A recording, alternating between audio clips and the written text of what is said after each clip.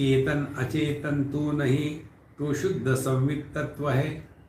इस दृश्य का है तत्व तू, यह दृश्य सब निस्तत्व है। तुझमें सभी कुछ दिखता, तुझसे सभी कुछ दिखता। अंतर्मुखी हो आप तू, है अन्य सब यह लापता। चेतन अचेतन तू नहीं, फिर क्या है तू?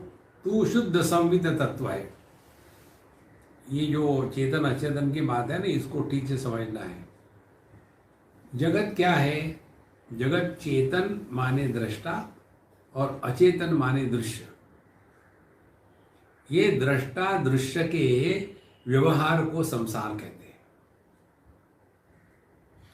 अब इसके थोड़ा चिंतन करें तो दृष्टा और दृश्य, इन दोनों के चिंतन से हमको एक बात समझ में आएगी कि दोनों भी है, दृश्य भी है और दृष्टा भी है। माने दोनों में अस्तित्व या सत्ता सामान्य है। तो एक ही सत्ता दो प्रकार से प्रकट हो रही है।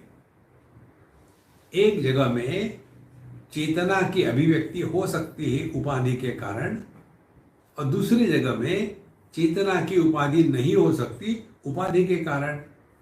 तो यह जो दृश्य जगत है, जड़ जगत जो है, यह केवल सत्ता ही है, लेकिन उसमें सत्ता की अभिव्यक्ति जड़ता के रूप में हो रही है, और जो दृष्टा है उसमें सत्ता की अभिव्यक्ति चेतन के रूप में हो रही है।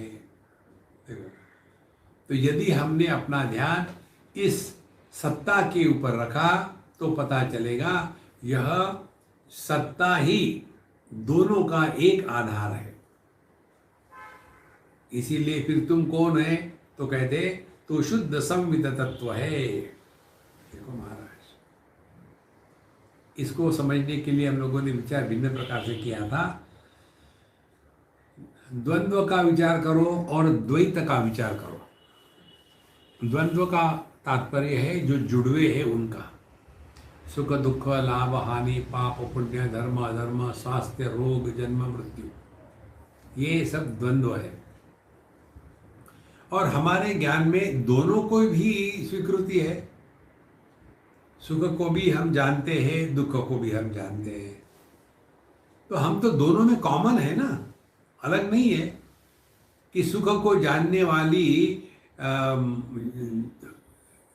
वाला ज्ञान अलग है और दुख को जानने वाला ज्ञान अलग है। नहीं, एक ही ज्ञान दोनों को प्रकाशित करना है। तो फिर ये ज्ञान क्या है? ये ज्ञान सुख और दुख के प्रकाशक होने के कारण दोनों से अन्य है, दोनों से परे है। और ये सिद्धांत हर जगह लगा लो। देखो, भाव अभाव,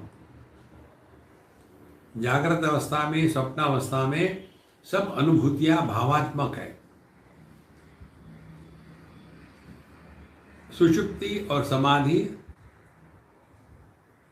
इसमें जो अनुभूतियां है वह अभावात्मक है। और हम दोनों प्रकार की अनुभूतियों को प्रकाशित करते हैं। जागृत स्वप्न भी जानते हैं, सुषुप्ति समाधि भी जानते हैं। तो फिर हम कौन है? जागृत स्वप्न भावात्मक, सुषुप्ति समाधि अभावात्मक। इन दोनों के प्रकाशक होने के कारण दोनों से भिन्न है। उसी को यहाँ संवित कहा है। तो शुद्ध संवित तत्व है। इसके लिए जो सिद्धांत हमने आपको बताया था, प्रकाशक जिसको प्रकाशित करता है उसके द्वारा प्रभावित नहीं होता, ये नियम है। आंखें लाल पीले रंग को प्रकाशित करती है, तो उन रंगों के द्वारा आंखों पर कोई प्रभाव नहीं।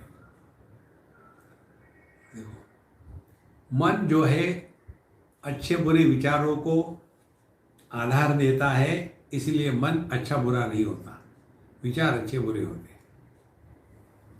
देखो, धीरे धीरे ये बात समझ में आ जाती है।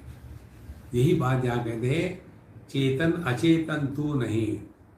यह दृष्टा दृश्य जो है, इन दोनों से कोई मतलब नहीं। कारण क्या है? दोनों एक दूसरे पर अवलंबित है।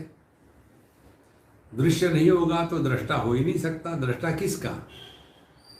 और दृष्टा है, दृश्य नहीं है, तो ये भी दृष्टा नहीं हो सकता, क्योंकि किसका दृष्टा है? दृश्य तो है ही नहीं। तो यह दोनों जो है, दृष्टा दृश्य, इन दोनों का अधिष्ठान आधार एक ही है, और वह अपना स्वरूप है, जिसको यहाँ कहा तो शुद्ध संवित तत्व है। तो इसको साधना को करने के लिए करना क्या है? द्वंद्वैर्विमुक्तः सुख दुःख सजनैः गच्छन्ति अमूढ़ाः पदम अव्ययम तत्। गच्छन्ति अमूढ़ाः, मूर्खता का पहले त्याग कर देना है। मूढ़ माने मूर्ख, अमूढ़ माने जिसने मूर्खता का त्याग कर दिया है। तो जो अमूढ़ है, गच्छन्ति, वही प्राप्त होते हैं। किसको?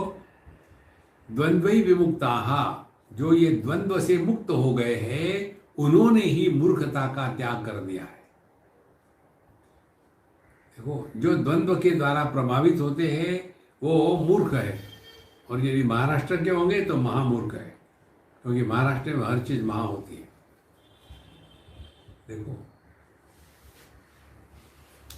बड़ी सरल बातें हैं, संतों की कठिन नहीं है, सहज ही है, कोई कठिन नहीं। तो द्वंद्वात्मक यह जगत है। अब ये ऐसा ही आप कुछ नहीं कर सकते। दिन है, रात है, सुख है, दुख है, लाभ है, हानि है, ऐसा होगा ही। तो फिर क्या करना है? इसके द्वारा प्रभावित नहीं होना। जब इनके द्वारा प्रभावित नहीं होंगे, तब हमको ये दूसरा चरण समझ में आएगा, तो शुद्ध संवित तत्व है। और इसी का अभ्यास कहते हैं ध्यान का अभ्यास।